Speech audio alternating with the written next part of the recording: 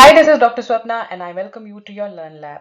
If you are an IGNOU student looking for help in your studies, then you have reached the right place.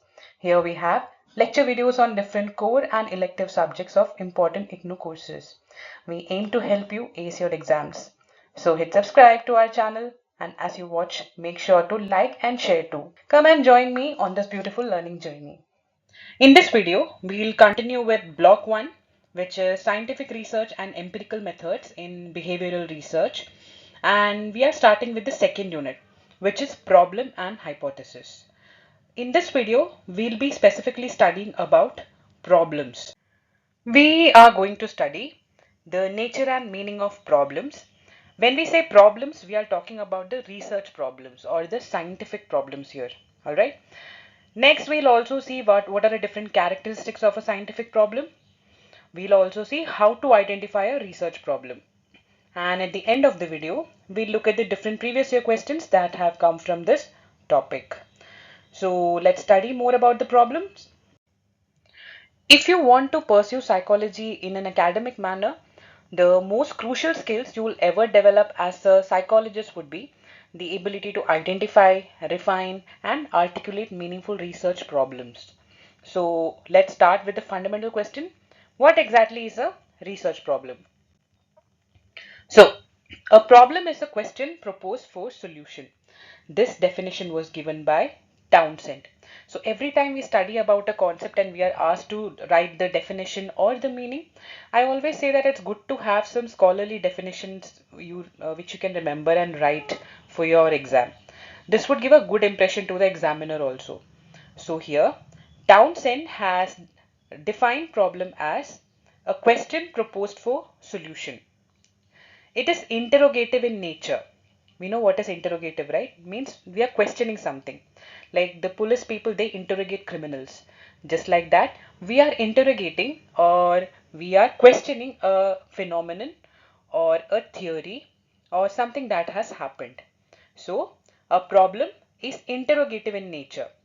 It focuses on the objective or purpose of the research.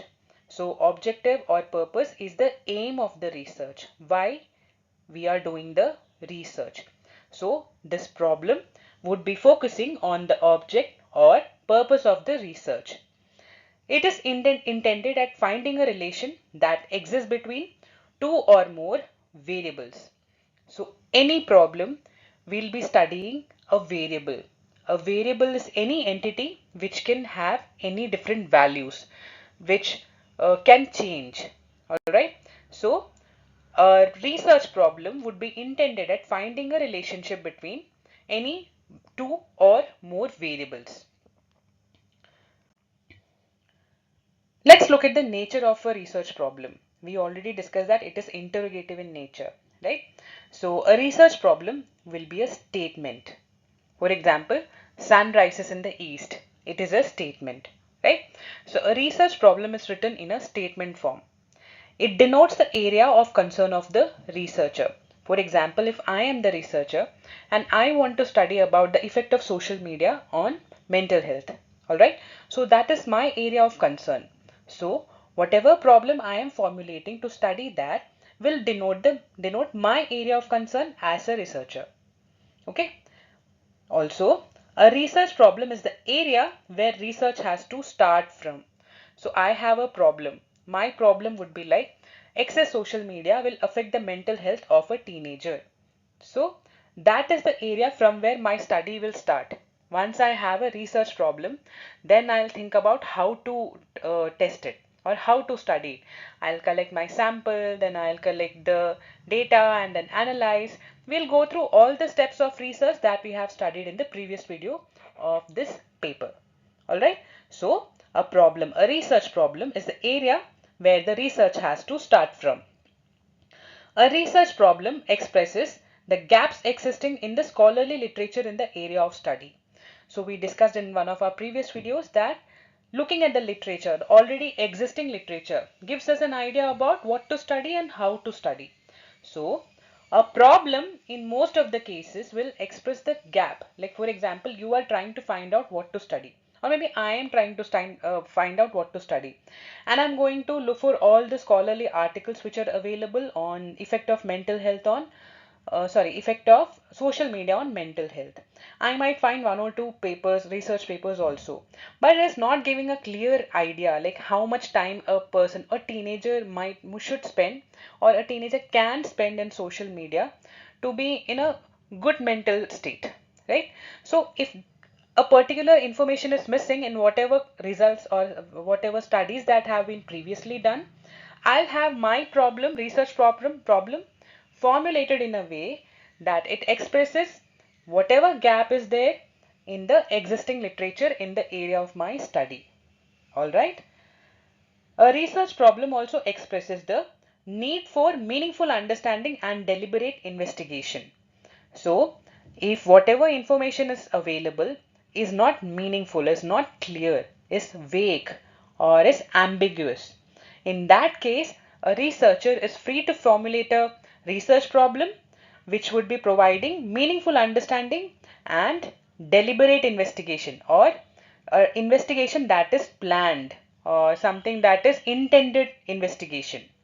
Okay. Also, a research problem has an impact on the society. I cannot go and do a research on something like why the wind chimes produce all the wind chiming noise when the wind blows, right? Does that make any sense? Is that going to help? When the wind blows, if you have a wind chime hanging, it will make those tingling or the bell sounds, right? It's a useless research. But if I want to study how the sound of the bells is going to help to calm the nerves in an agitated person, that is something that is meaningful and can have repercussions in studying the mental health or treating anxieties, right? So whatever research problem is formulated, it has to have an impact on the society. So these are the nature of a problem. All right. Let's now see what statement of a problem is. All right, we studied that under the nature, that research problem is in a statement form. Okay, so Kurlinger in 1995. So if you have been following my videos, you will know that this name has cropped up many times, right? This person has done extensive studies in psychology, and he has given so many of those definitions that you would have studied in different papers. So here also we have a Kurlinger definition. So Kurlinger in 1995 stated three criteria that determine a good statement of problem. What should a good statement of problem look like? Okay, so first one, it focuses on relationship between two or more variables in the research. A good statement of problem will focus on the relationship between two or more variables in the research. Second point, a good statement of problem needs to be stated clearly and should lack any ambiguity. There should not be any confusion as to what the problem is about or what the researcher is going to study through that problem. So it has to be stated clearly and should lack any ambiguity. It should be possible to subject it to scientific testing. So once you have a good problem, it should be able to test it scientifically. Not that you are observing something that maybe something like all 5-year-olds all 5-year-old children love ice creams. I mean, that's not even something that has to be, studied.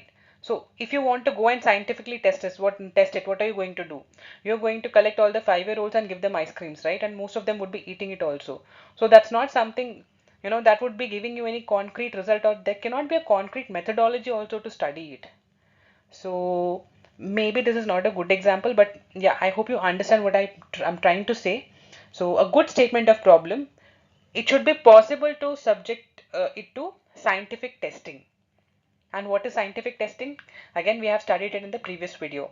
Hypothesis, like we are creating the hypothesis, collecting the data, and then analyzing the data, then finding the conclusion, and then generalizing. All of this comes under empirical testing or scientific testing.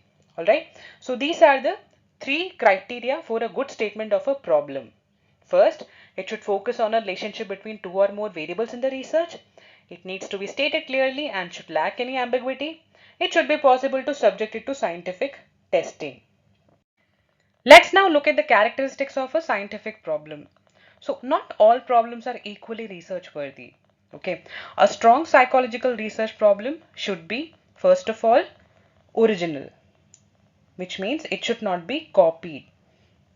It should come out of an existing knowledge, but there has to be something that is missing, and for that reason, an original research has to be conducted. So, it should be an original problem and it should be written specifically, clearly, or unambiguously. Unambiguously means should not generate any confusion. So it should be clear, it should be focused, and it should be unambiguous. These are the characteristics of a scientific problem that we are discussing here. So I have an example here. To study the relationship between intrinsic motivation and successful completion of an IGNOU course on time. So see this statement, it is clear, it is specific, it is focused, and it is unambiguous. We exactly know what we are going to study. There is no confusion coming out of the statement, right? Next, a scientific problem expresses the relationship between two or more variables. So now this statement we have studied in under multiple headings, right? So this is a very important statement concerning research. Any research will be concerned about studying the relationship between two or more variables. It could even be studying about a single variable. All right. So next, a good scientific problem will show gap in an existing understanding of a topic. This we have discussed. Like I said, it should be original, rooted in an existing knowledge, and that existing knowledge will have some gap or some blank, some part which is not explained well. So that part could be taken for research to study to complete any understanding of that topic. So a scientific problem shows gap in an existing understanding of a topic. It is practical in nature. Okay, so practical in nature means it has to be significant, meaning it contributes to theory, practice, or both. It should be feasible also, which means when you're working in a laboratory or in a university, you would have limited resources and time. So whatever study you are choosing should be feasible for you. So in your third year, you have a dissertation, right? So when you are choosing a topic for dissertation, you can put all these points in mind. So whatever topic you are choosing, it has to be original, it has to be feasible, which means given the time you have, given the resources you have, will you be able to perform it, complete it? That's the biggest question. Okay. And if you are able to finish it, then is it significant? Is it practical enough? Okay. What are your variables? Is your research problem trying to study the relationship between two or more variables? All right. And another important part is it ethically sound? Particularly when you're dealing with vulnerable population or sensitive topics. Ethics is also of concern. We already have a separate video on ethics in this playlist. You can go and watch that for details. So besides these points, a scientific problem is testable by empirical methods. So what do you mean by empirical? Empirical means observable methods. It's not an idea. It's something that can be tested using scientific methods, and you should be able to observe it, how it's being tested, if it is true or not. All right. So how do you know if a problem is testable empirically or not? So a problem statement should be solvable. The problem that is being formulated should be something that is solvable. There should be a potential for a solution. All right. The data of a scientific problem should be quantitative in nature. It should include numbers. Why numbers? So that you can apply statistics. All right. So when you are applying numbers and statistics, it becomes empirical or observable. Also, the variable relating to the problem should be clear and definite.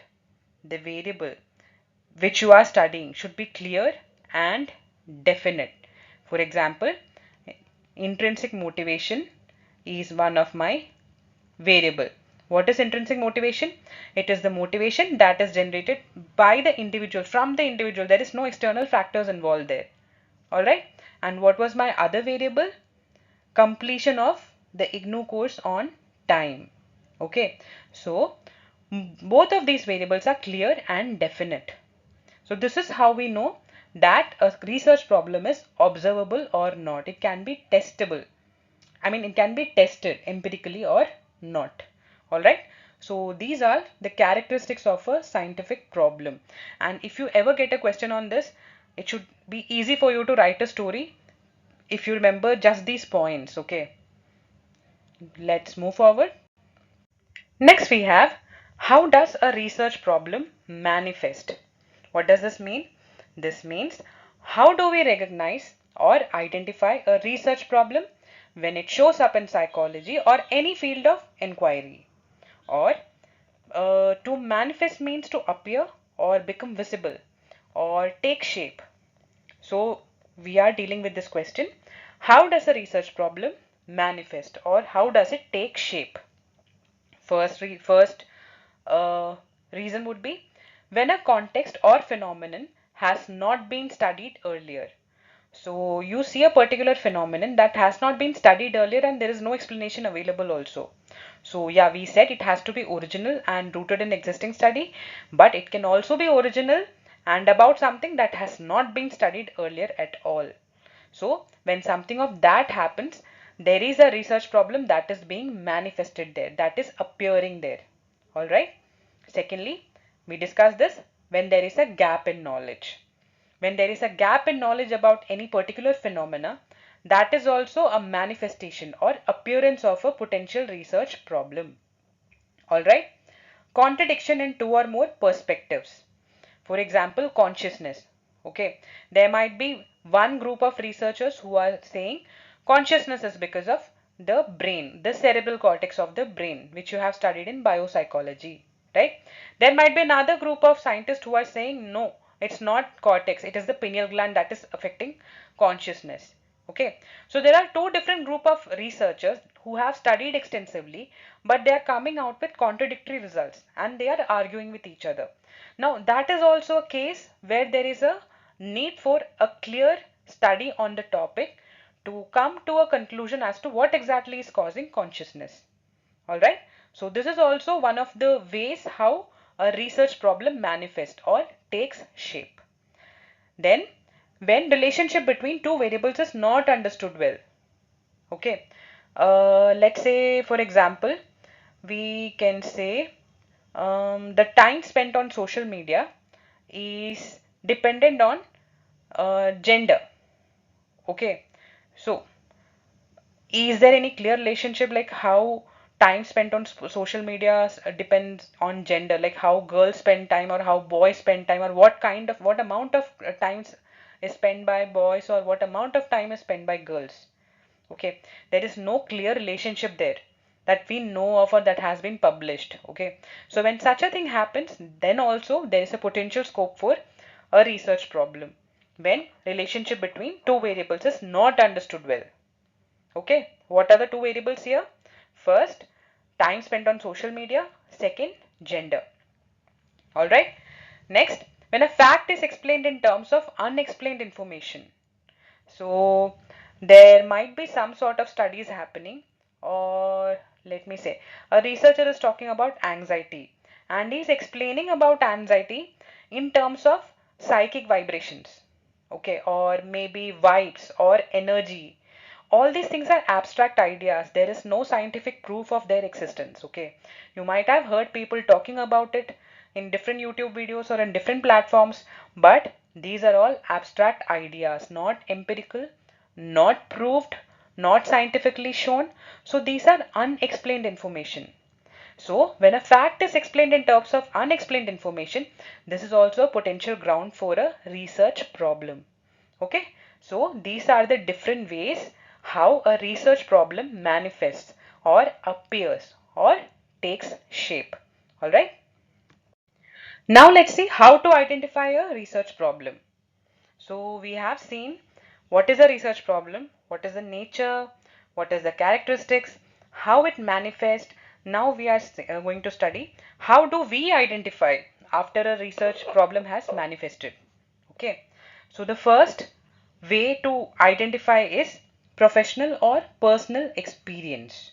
So as a researcher, you might have some sort of a professional experience or a personal experience of any phenomena or any occurrence which can prompt you to identify a research problem in it.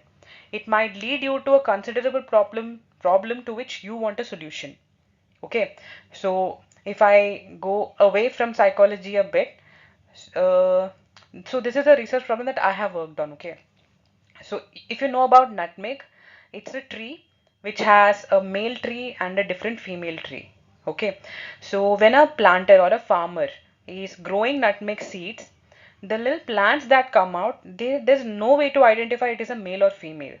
So the farmer has to spend 7 whole years putting resources, money in the form of fertilizer, water, everything. And when the tree grows up, only then they'll come to know if it is a male or a female. And if it is a male, all 7 years of hard work goes to waste because there is no fruit coming in the male tree. It has to be a female tree. So imagine a farmer has grown 100 seedlings and 70 of them are males, only 30 of them are females. After 7 years, imagine the loss he has got, right? Loss he is facing. So now that is an area of potential research that comes up as a part of the personal experience. Like it might be a personal experience of the farmer or as a researcher that you are observing. Okay, so now you know that there is a gap here. You need to find out how to identify if a nutmeg seedling is male or female as soon as it germinates. So that the farmer doesn't have to wait for 7 years and waste his money and time to identify and then decide if he wants to continue with the tree or not. See, so that is the kind of uh, exposure or observation that you get as a professional also. So if it is not your own experience, maybe you can talk to people you have. So suppose you have selected an area of study, you can talk to other experts in that area so that you will get a good understanding or a good, what do you say, idea about the whole field so that you can find out a potential research problem from it. So experience is a very big tool for you to decide on a research problem. Could be your personal experience or your professional experience or someone else's personal or professional experience. All right. So the second would be an existing theory that has not been tested. Okay. So any theory needs to be tested and only then there'll be a good solution. There will be a good solution only after you test a theory successfully and prove that, yeah, this is correct or this is true. So if there is a theory that has not been tested, that is also a research problem. Like as I said, psychic vibrations or maybe existence of spirits or energies and vibes. So till now we have not proved it scientifically. These are all just vague ideas, right? So this is something that has not been tested yet. So this is a potential research problem you can any day choose to study. Like, do psychic vibration and energies actually exist or it's just an imagination, right? So existing theory that has not been tested is also a potential research problem. Third and most important, review of literature and media. So review of literature means you are going through any writings that has already been written by people who have already studied this topic. So it would include foreign journals or Indian journals, books, periodicals or encyclopedias, even dictionaries or handbooks or specialized resources like NCRT has published the Survey of Education Studies or psychological information database. So all these are something that are published, that's already there in the public domain. Okay, you can go to library or you can search internet and get your hands on these literature, and then you can find out or identify potential research problem from the gaps in those knowledge or results. The media, like maybe you could say any form of media, maybe it's social media, it could be Facebook, it would be Twitter, it could be Instagram. Any of these can help you get new idea on what to study. So all of these, if you are a good observer, you will be able to easily catch gaps in information and you will be easily able to identify a research problem. Okay, so these are how you identify a research problem. You'll need all of these in your third year when you're going to do your dissertation. All right. Now let's see what are the different points you should consider while selecting a research problem. Okay. Again, something that you can use when you're choosing your dissertation topic in your third year. So these points, these help you to sustain motivation and interest in the research. This will also help in efficient working and completion of the research on time. Okay, that's what matters. When you're starting something, you should be able to finish it also within the time limits and within the resource limit, which is very important. All right. So the first point would be interest. How interested you are in the research problem. If you are not interested in it, obviously you know what happens. You will procrastinate, you will take lots of time, you may miss facts, you just want to cook up some research and then get over with it. Right? So when you are choosing a research problem, make sure the title or the topic is of interest to you. Secondly, magnitude. How big is your research problem? If it is so huge that you tend to lose yourself in the study or you choose to lose your direction, then that's going to give you a lot of trouble. Okay, so you should know the magnitude of your research problem and choose it accordingly so that you can handle that study. You can finish it in the time given to you. All right. So magnitude or of size of the research is also important. Clarity of concept. If you don't have a clarity on the concept, you will not be able to design your research. You won't know what to do, how to do, or what a particular observation means. So you need to have a clarity of concept before you embark on a study on any area. Level of expertise. What is your level of expertise? How much more expertise you will need? How much more training you might need? Or do you need help from anyone else to complete your research? All these are questions that you should ask yourself before you select a research problem. Relevance. Is it relevant? Is it useful? Is it of any importance or significant? Or it's just that I am publishing a paper or maybe writing a report and submitting it and I'm done with it and doesn't make any sense at all. Okay, that's a waste of energy, waste of time, and waste of all your resources. So make sure whatever the research problem is, it has to be relevant. Okay, next, availability of that data. Is the data already available? If yes, how deep? Like how much data is available? What is the gap in it? Can I fill it easily? Right? Or can I just interpret it in a different way? Like I have data, it has been interpreted in a particular way. Can I interpret it in a different way and come out with a different result? So, or if no data is not at all available, how am I going to collect that data? What should be my sample? What should be my sample size?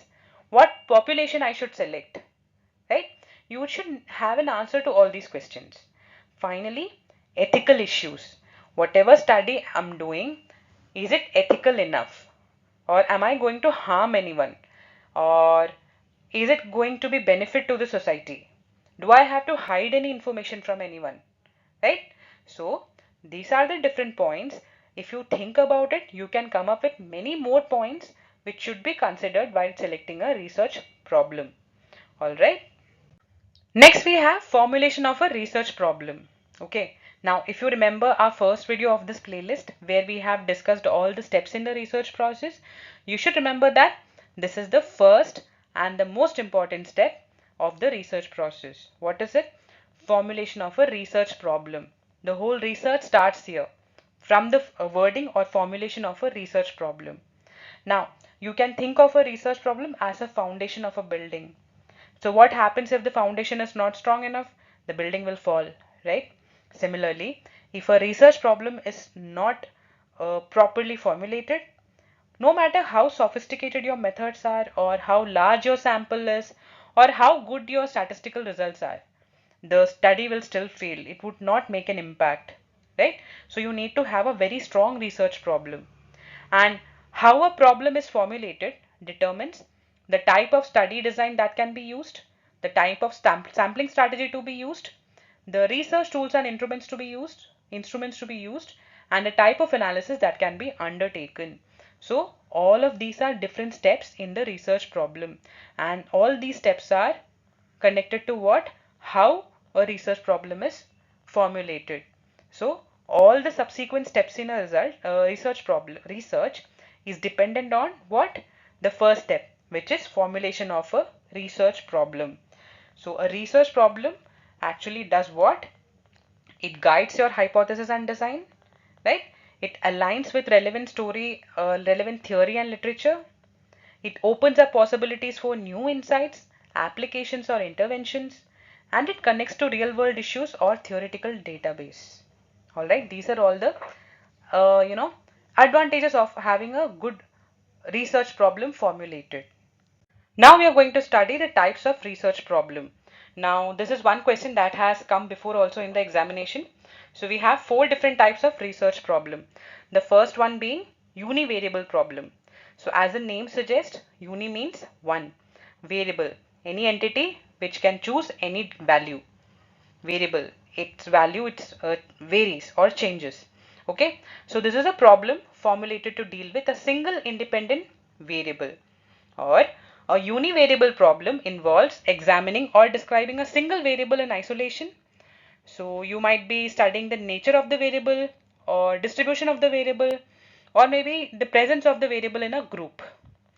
So an example would be to study the level of academic stress among the undergraduate psychology students during exam season. Okay, so here we are studying about a single variable, which is academic stress among the undergraduate psychology students. And what is the purpose here? We just want to describe it. Describe the academic stress. No relationship is being tested here, right? So that is univariable problem. Next we have bivariable problem, which means two variable, where the problem is formulated to deal with two distinct independent variables. So a bivariable problem, it explores the relationship between two variables. So now this relationship could be either cause and effect, means one variable causes a particular effect, which would be the second variable, or it could be a study of the correlation between two variables, or it could be a comparison between the two variables. All right, so this is a bivariable problem. For example, so to study if sleep quality predicts level of anxiety in university students. So here I have two variables. One is the sleep quality, and I want to study if the sleep quality can predict levels of anxiety in university students. So what is my second variable here? Levels of anxiety, right? So here I'm going to explore the correlation between these two variables, or if there is a cause effect relationship between these. Can a poor sleep quality cause anxiety, or can a good sleep quality cause, less anxiety in students? Okay, so this is a bivariable problem. Next we have multivariable problem. As the name suggests, this is a problem formulated to study more than two variables. All right. So, for example, to study if sleep quality, social support, and maybe academic self-efficacy or academic motivation can together influence anxiety levels in university students or not. Okay, so here I'm using multiple variables. I'm using sleep quality, I'm using social support, I'm also going to study academic self-efficacy or academic self-motivation on effect of all these variables on what? Anxiety, right? So here I am trying to study unique and combined effects of these variables on anxiety. This is my multivariable problem. Now fourth I have opponent variables problem. Opponent variables means when there is a question between two or more independent variable. Okay, so here this is like, can anxiety be caused by lack of intrinsic motivation or presence of extrinsic motivation? So I have two different variables which I am comparing. It is contradicting each other. Is anxiety caused by this or is being anxiety caused by that? Okay.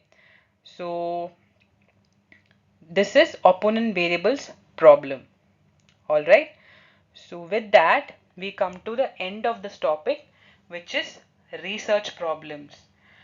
This is, a very general topic, and even if question comes from this, you can easily write stories. If you just go through the video or just run through your study material, you will have enough points to write. But here for types of research problem, you need to know the actual terms here. All right. So we move on to the previous year questions. The first one, December 2024, which is like the last exam that happened. It says, write short notes on the following in about 150 words. And what is the question? Identifying a research problem. We have covered this topic, right? This is for 5 marks. You have to write in 150 words how to identify a research problem. We have already discussed this. What are the different ways? By experience, personal or professional, and it could be also review of literature, or it could be because of gaps in existing literature, right? So these are the different reasons or ways of identifying, not reasons exactly, ways of identifying a research problem. Then in June 2024, we had another part question which says, write short notes on the following in about 150 words.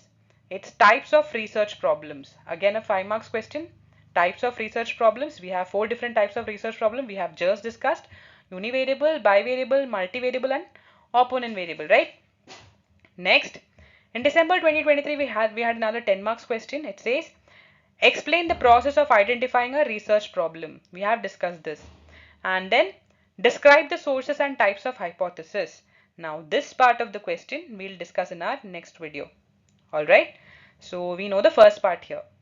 Then again in the same exam of December 2023, we had write short notes on the following in about 150 words, which was 5 marks question. Characteristics of psychological research. This also we have discussed, right? And then the last question I could find was from December 2022, which says, discuss the types, characteristics, and importance of a research problem. Alright, so this is also a topic, even if it is general and small. Questions do come from this topic also. So I hope you understood this. Okay, so that was all for today. Thank you all for learning with me. If you found the video helpful, make sure you let me know by hitting the like button. Make sure you share the video with your friends too. Subscribe to make sure that you don't miss out on any of the new videos. You can reach me by simply dropping a comment. See you in the next one. Till then, happy learning.